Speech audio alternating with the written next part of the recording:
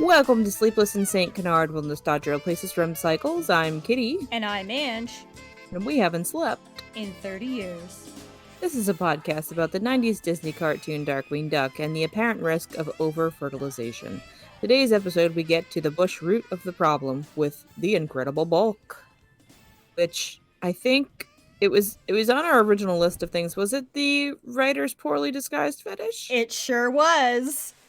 Okay. Yeah, because I was watching this episode being like, what is happening? So here we are. You know what the biggest fetish of this episode probably was? What? The puns. Oh my god. And you know what? We'll get into it. But they weren't even very good puns either.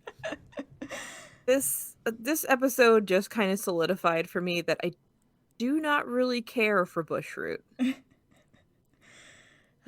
don't find that he's a very good, single villain. He needs to have somebody else. He's okay. That's my hot take. I like some of his episodes and others I do not. And this one was kind of one of the meh Bushroot episodes for me. Yeah. So, if you would like to watch the episode, it is on Disney Plus. It's season 1, episode 45, The Incredible Bulk. Darkwing battles Bushroot's villainous super plant. Did you have any house cleaning or updates before we dive into this dirty, potted plant of an episode? No. I guess I will give a basic summary. The summary is that I didn't remember the dialogue of this episode when I rewatched it. I just remember the imagery and the visuals. And paint us a picture. It feels like I'm taking a trek through Fur Affinity. It makes me uncomfortable, and I know that's probably not the writer's intention. I feel like this is a chicken or the egg situation. I don't know if the fetish happened because people watch this stuff and it awakens something in them, or if it already was. I don't know what to tell you, but it's just any kind of stuff with hyper muscular body morphing and we'll get into the details. I'm sure you no doubt have highlighted parts of it that were just like, wow, okay. And I mean, as a kid watching it, I'm sure you wouldn't pick up on it, but there's a reason. I think I don't understand why this stuff becomes a thing for people, but it does. It awakens something in I don't know why. And you go online, and it's not like I go looking for this stuff. It's just when you've had an art account on DeviantArt for as long as I have, it's just inevitable that you discover that it is the writer's barely disguised fetish. And that's why I put it in that category. That people are into all kinds of stuff. Yeah. Stuff that you wouldn't even think about. And then typically if it's something that you're like, wait, this exists, you usually send it to me, and then I have to know about it. I gotta admit, there's some very interesting ones, and I don't want to pass too much judgment. It's just really surprising, when I go online and I'm searching for Darkwing Duck fan art, and I will find an account pops up and it has 30 stock screenshots, and it's I know this has to be some kind of a thing. I don't know what exactly is happening here. It happens so much, though.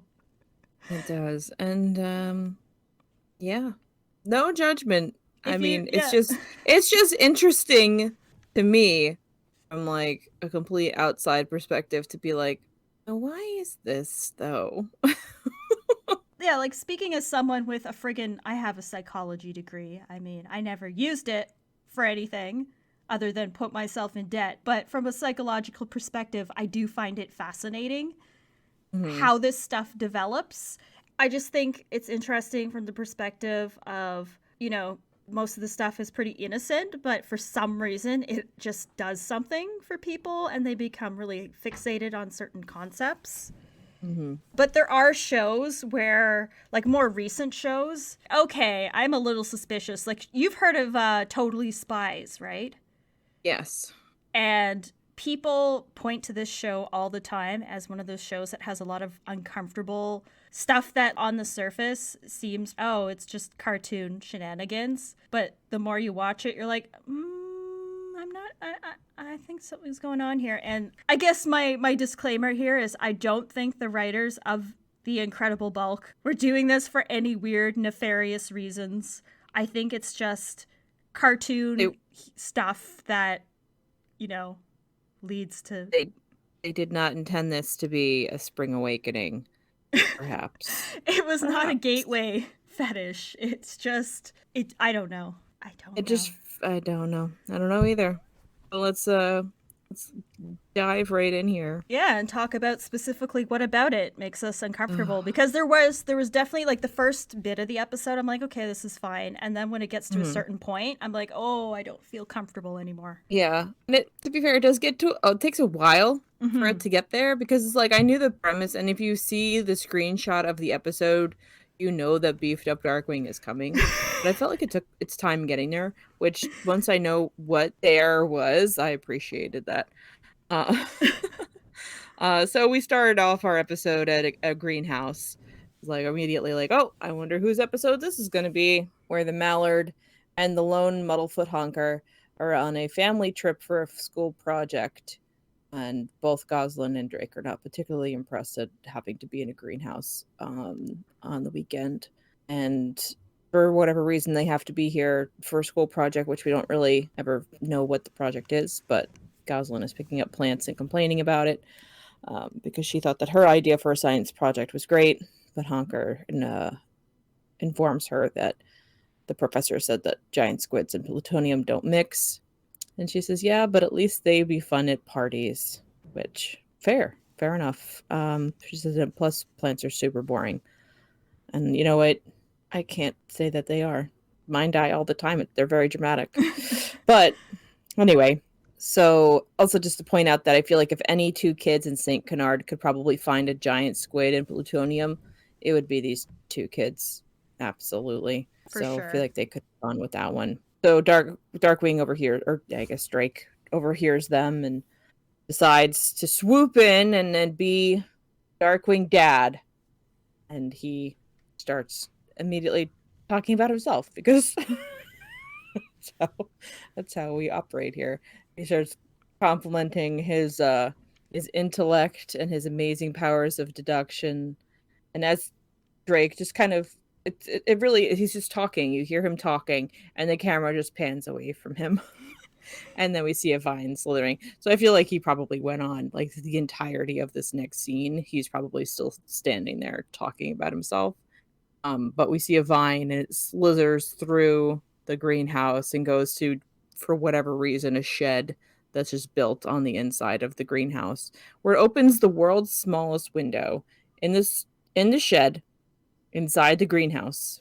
The vine goes in the front. I'm just trying to paint a picture here. The vine goes into the front door of a shed built inside a greenhouse, opens the window, the world's smallest window, and Bushroot comes in through that window.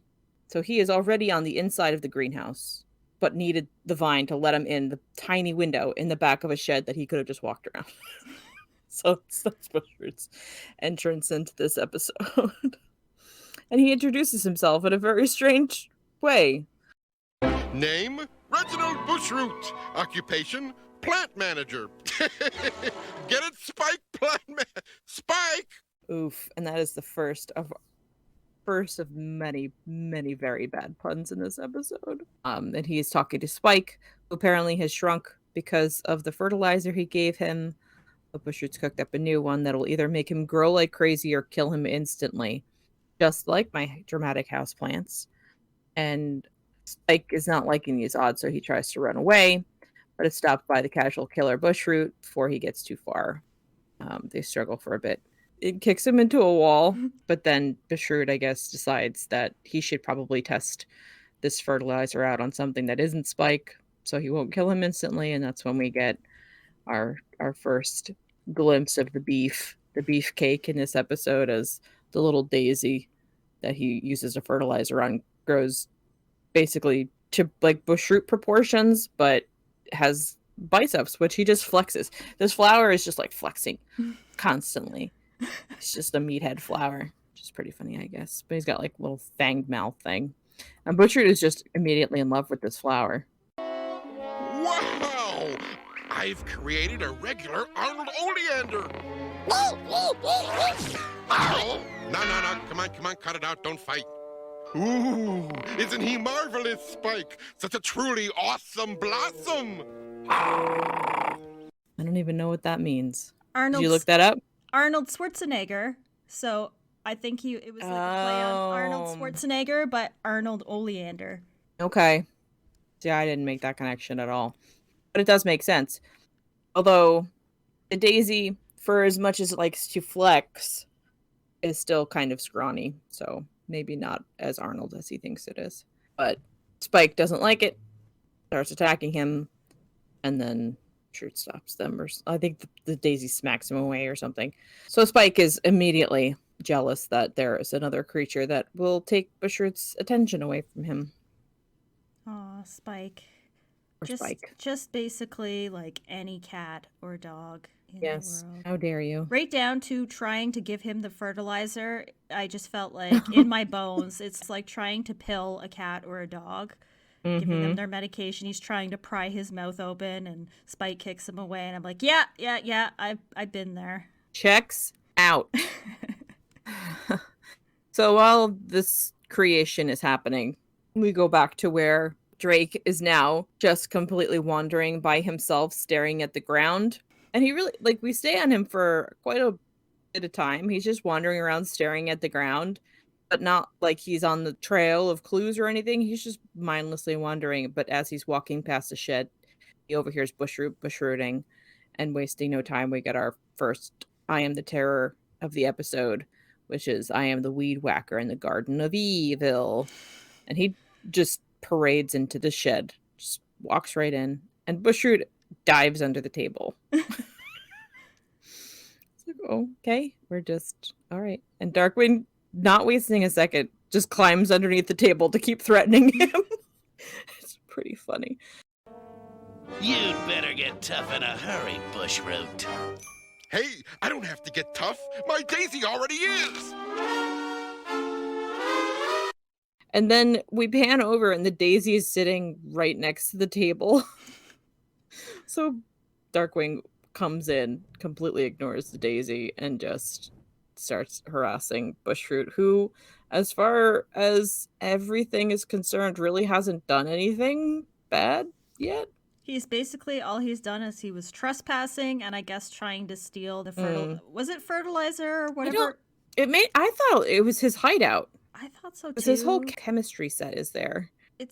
I don't know if this is different from his greenhouse. It's the same setting, and I'm pretty sure they even reused probably scenes or something similar to his greenhouse, but they called it the Arboretum, so I'm not sure.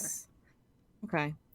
So, yeah, Darkwing doesn't clock the giant daisy until it gets up to start menacing him, and the daisy is just sitting next to this table reading it. It looked like an Underdog comic with Spike at his feet. And then he's just delighted to hear the violence is now on the menu. And Darkwing says something that I think a few characters say during the course of this episode is a good thing flowers are so gentle and harmless. And then the daisy kicks up a rake and starts spinning it around to end this man's life. Darkwing launches himself with the flower, but of course instead misses and hits the table instead. And the crashing alerts the Darkwing gang, who know that the sound of someone getting their ass handed to them means Darkwing is probably ICU bound, and zip into the shed to see what's going on. But they immediately get tied up, and Darkwing is being flattened into a pancake by the daisy, who is back reading his comic as he nonchalantly just smashes Darkwing into the table. So things are going pretty well, actually, for Butchroot. He's absolutely delighted. Spike isn't. Spike is continuing to be very surly, and he blows some raspberry rounds because, there's trouble in paradise here. But of course, if you want something done, you have to leave it to a muddlefoot and hunker lets Goslin know that there's weed killer right next to her, and she breaks it, and the vines let them go. Honker and Goslin were the real MVPs of this episode in general. They really were. But yeah, they really just bailed Darkwing out effortlessly. Yeah, like they save Launchpad, and then Usher just takes off. And the Daisy takes off after him, and then Spike gets stuck in the little, very small window, and then Goslin just starts spraying him in the butt with, like, weed killer, like it's an enema, and he just hops away. Darkwing was shoved into a planter, so he's pulling himself out of it, and Goslin just walks over to him and says, "So, was that an example of your stunning intellect or your dynamic sense of deduction?" She wipes his face off like a parent would, too. I love her. She's great.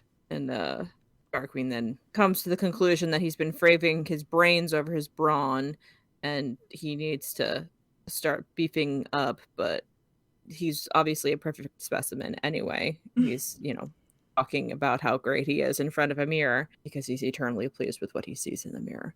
But Goslin is there to whip him and Launchpad into shape, apparently. But Launchpad really doesn't... Launchpad's in pretty good shape, I guess. Launchpad's body type always confuses me because he looks like he's kind of beefy, but it could just be a really big barrel-chested chest and noodle arms, but with big poofy sleeves. Launchpad. He's an enigma. He's an abomination. I'm sorry. Some people seem to think that he is supposed to be muscular, but he isn't really muscular either. It's more like he's bulky.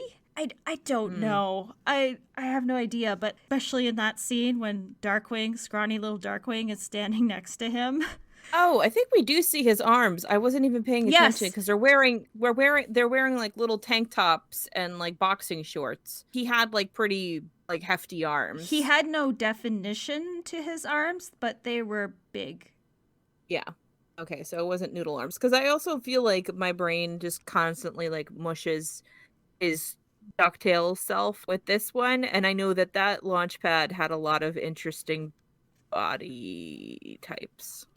Yeah, over the course of little noodle arms, and this one I feel like he's kind of, I don't know, I'd say bulky but not muscular per se. He's fit. He's fit. He's got a good metabolism, and he's obviously more athletic than Darkwing, as this scene demonstrates, even though for the majority of this little training montage he's just eating.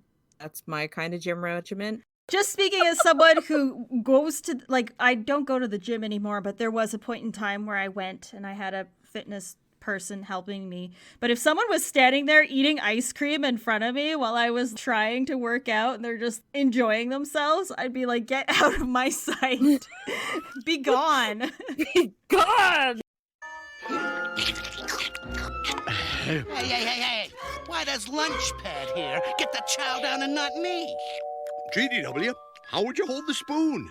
You know the routine. Now get started. Darkwing tries to lift one thing and is immediately crushed, and Launchpad's just stuffing his face with the ice cream, and he's like, "You're doing a great job." Fair. There was one part of this little montage here with Goslin trying to whip Darkwing into shape that made me laugh. I had to rewind it because I'm like, what just happened? Okay, time to build up your stomach. But that comes later. 100 sit-ups, let's go. I knew you were going to say that. Yeah, that comes later. It's like, oh, it was so quick too. It's like, wait, what'd you just say? Great, loved it. And then he has to do some sit-ups, but he just routinely gets anvils dropped on him or everything. He's not really doing anything to earn the walloping he gets until he gets to the little punching bag thing. Launchpad is going to town on it, and then Darkwing's like, all right, it's my turn, and Launchpad has to go and get a little step stool for him, which I thought was pretty funny. And then he's punching it, and then of course it swings back and punches him in the face and knocks him out. So that was pretty funny. But that's it. That's the end of our training montage. It was probably a 30-second, maybe 15-second training montage, and Drake is just completely enamored with himself, even though he looks exactly the same. And he is now apparently a health nut where he's judging what Goslin is eating, bringing up his snacks to her bedroom for Honker. So that's kind of Darkwing's shift for this episode, is now that he considers himself muscle instead of brain. I don't know. But yeah, so Goslin brings up some snacks for Honker, who is upstairs, the only one still on the case here, performing miracles, probably curing cancer in the meanwhile everybody's eating ice cream and doing sit-ups. Drake just completely comes in and informs him that he spends too much time indoors. Tells them, dude, he tells them to go outside and touch grass, and they're like, it's nighttime. I know, Honker is so polite through all of it. So he tells him that he spends too much time inside, and Honker's like, yes, sir. And then Darkwing does. He tells him to go outside and touch grass, and Honker's like, it's dark outside, sir. Poor Honker, you poor child. You can tell Honker, he hears this kind of stuff, probably from his own parents and Drake, and he's just, this is how he deals with it. He's just like, oh, no. No, honey. Yeah, okay. Yes, I spend too much time indoors. Do you want to listen to how I solved your case? Because you should probably listen to how I solved your case. As Honker is the sole voice of reason here, he tells Darkwing that Bushroot is probably going to go back to the greenhouse, and in that classic way, Drake is like, oh, no, that's not true. He'll probably go back to the greenhouse. Because Honker is a genius. Bushroot does return to the greenhouse, the Arboretum? What did they call it? Arboretum. With his crew in tow, looking for more fertilizer. But Darkwing and Launchpad are already there in potted plants, and they burst out of them. And Darkwing, to his credit, kind of beats the crap out of that Daisy. Spike laughs at this because he is a spiteful little bitch. And Bushroot makes the flower drink more fertilizer, and then it grows really big. He says, oh, the bigger they are, the harder they... And then he starts getting crushed. He's like, pound me into the ground. Because that's really what's happening. Launchpad tries to intervene, but then they really just get... this whole scene basically just ends with them getting their asses handed to them. Yep. There's lots of puns. The Daisy kind of dunks Darkwing into a wicker basket, like a basketball. And they say he's a basket case because he's stuck in there. And then Goslin's like, I hate to pry, as she pries him out with a crowbar. It's like, oh my god. Guys, come on. And Darkwing is humiliated until he hears Honker explain what the fertilizer can do. And so he just grabs it out of Honker's hand and just starts chugging it. And because we make good decisions on Darkwing Duck. And after, he's like, oh, nothing happened. Then, of course, he turns into a giant muscle-bound Darkwing, who takes this opportunity to lift Launchpad over his head and just start throwing all of his vehicles into a pile, breaking them, because vehicles are for wimps. And he jumps out the window. This is in the tower, by the way. We're not still in the greenhouse. He's in Darkwing Tower and just hops right out the window. Everyone was very concerned because we go to commercial, and then Launchpad turns to the camera and he says, don't worry, he's still falling. Oh, okay. That's pretty funny. And yeah. So he just kind of hits the bridge and it crumbles a bit and he's fine. And Honker, as a man of science, I guess, has decided this before Darkwing chugged a whole bottle of fertilizer, had given them to some rats who are just jacked and doing bench presses, and Goslin's already starting up ideas for a marketing campaign. So I guess they're enterprising little entrepreneurs. Darkwing attempts to find Bushroot as his super beefy self and is just lifting up random buildings instead of going to literally the only place where Bushroot has been in this episode, which is the greenhouse. Can we talk about Darkwing's reaction when he lifts that building and he sees the naked woman showering? Please. Break it down for us. He was into that. His eyes start spinning and he goes, whoa, and it plays the sexy saxophone music. Yeah. Easy. I'll just go door to door. Whoa. Oops. Sorry. Darkwing. Oh my! I think that's like one of the only few times in this series where they kind of hint that he's a little bit thirsty. I don't know, like, isn't like every time a babe shows up, he like, whoa. Only the weird ones, like ma'am. like Binky's cousin Trudy and Morgana. Those are the ones he's into. Well, and apparently naked showering ladies. It would seem so. I I wonder wonder if she was jacked. maybe the fertilizer has some side effects, and I don't know. Maybe makes him thirstier than usual. Somebody water this Darkwing. He's parched. So he after he drops that building back down, they carry on their bushroot spree. And lo and behold, where is Bushroot, Ange? He is at the tea factory.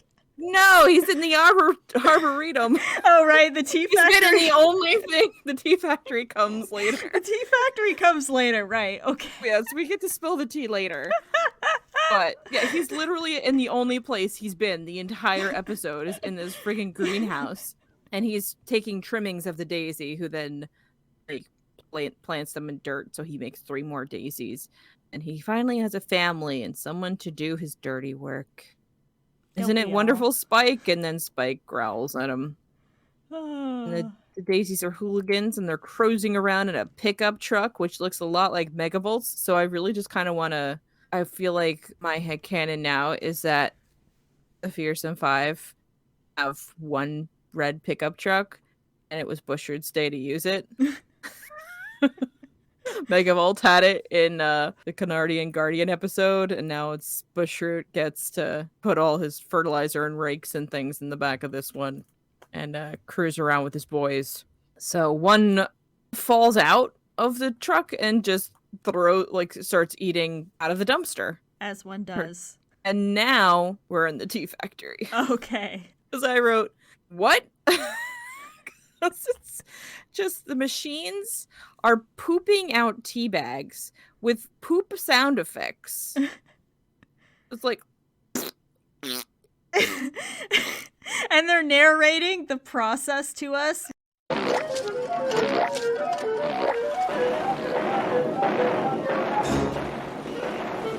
I so love tea, don't you?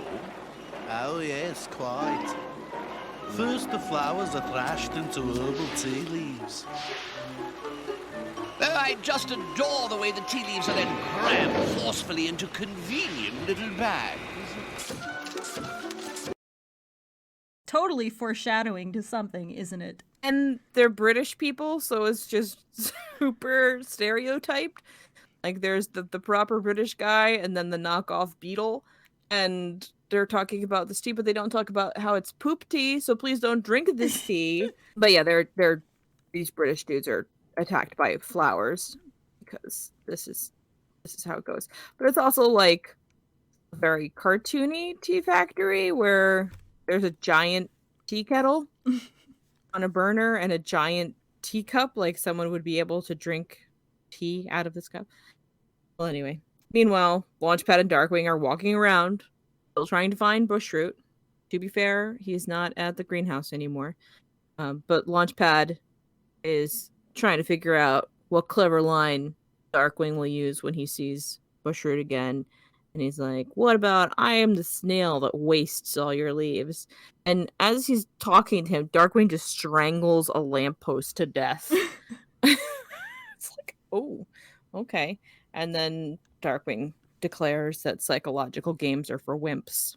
Well, that's very in character for him to go from one extreme to the other as soon as something seems in his favor. So suddenly, now that he's the strong one, who cares about intellect? I would say very on the ball. On the nose. Yeah. All right. So back at the tower, Honker is looking at his rats and he's showing them to Goslin as things start going terribly wrong. And I don't know. I really don't understand. But one of them gets like super fat And then the new one has a giant, like, growth on its head. It's like the muscle or whatever bulk is redistributes itself. So it goes from being all, like, muscular to all that going to its head. So it has a horrible growth. Yeah, it's very disturbing. I was like, oh my god. And so I guess that prompts the kids to be like, oh, we gotta go find your dad. And then the British dudes are getting thrown into a vat of limes, and one of them says, oh, well, at least they didn't call us limey. Please. For the love of God episode. I love puns, but they gotta be good puns. So Darkwing arrives at the tea factory, and he just plucks the flowers launch at him, and he just plucks them off. And he advances on the original Daisy, just as his unfortunate changes start, and he has a huge fist instead of muscles. And it's just kind of, this is where everything just starts deteriorating. He's got a huge fist, and then he just gets, like, super bloated, and then his feet get huge. Because his feet are so big, the flowers just punch him like he's a punching bag, and he's just a bop bag, just swinging back up and getting hit again. And then him and Launchpad get sent through the tea bagger that makes giant tea bags around them. And Darkwing's feet are still enormous, and you can see them through the tea bag. And they're just hanging inside this giant mug. And Bushroot narrates his plan to pour boiling water on them and make a big cup of duck tea, which, the way he said it, I felt like it was supposed to be a pun, but I thought about it for a really long time, and I can't find any pun there. Yeah, not really. It's just literally duck tea. Duck tea. So, apparently Bushroot's friends are not interested in watching this, and they run off, and he just takes off after them.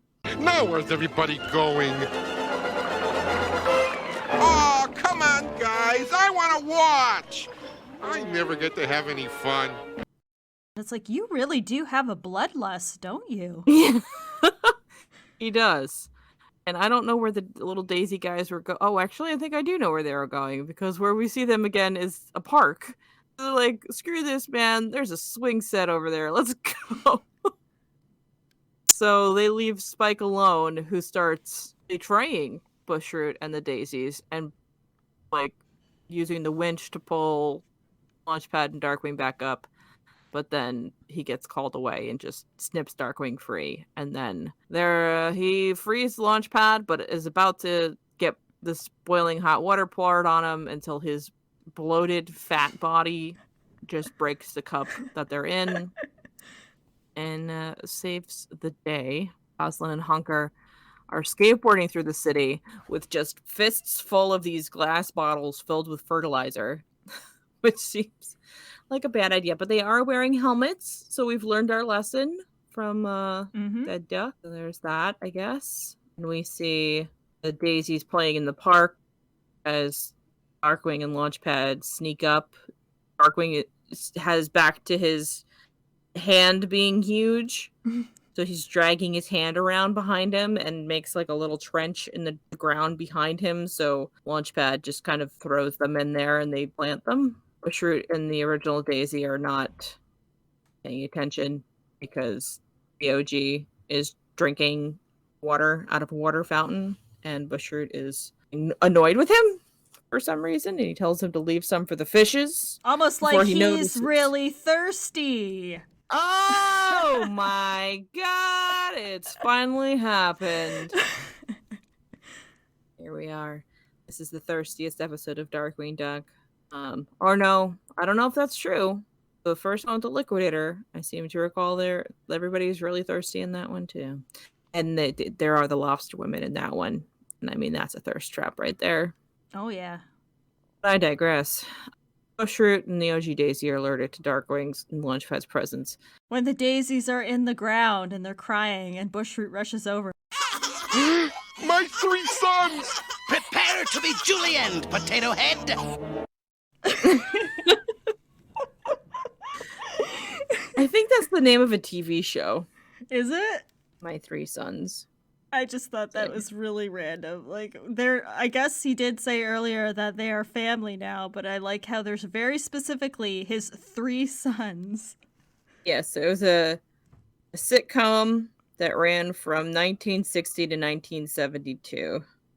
Oh, of course. 90s kids will totally get that one. Yes. Exactly, for the kids.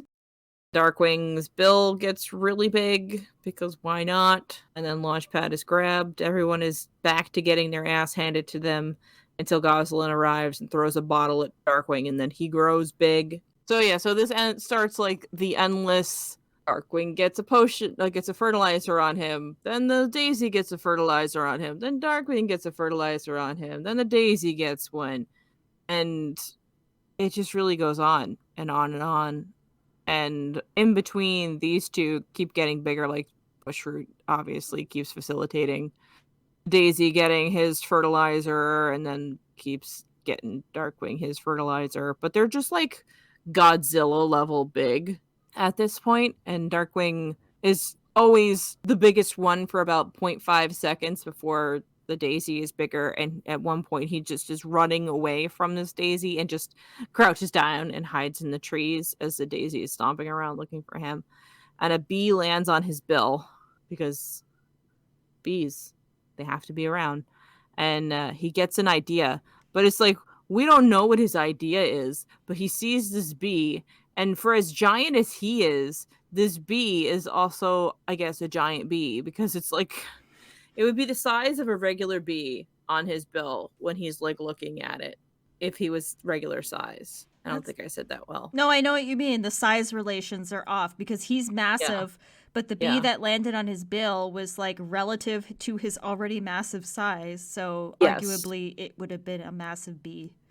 It would have been a bee the size of a cow. But anyway, so his idea that he has to himself is that he is going to put fertilizer on the bee to attack the Daisy, which he eventually does. But first we have Gosalyn and Honker holding Bushroot gunpoint with Weed Killer, which I think is pretty great. But then Spike knocks them away. So no. So I was going to say, I think that's what the last we see of them, but we see of them one more time. So Big Darkwing is running and hiding in the trees, and the Daisy's looking for him. The bee lands on him, and then he uses fertilizer on the bee. And like Bushroot, the bee falls in love with the Daisy and starts. But Launchpad is, Launchpad, and is not paying attention, I guess, that Darkwing has won, and hits Darkwing with just like an industrial-sized barrel of fertilizer.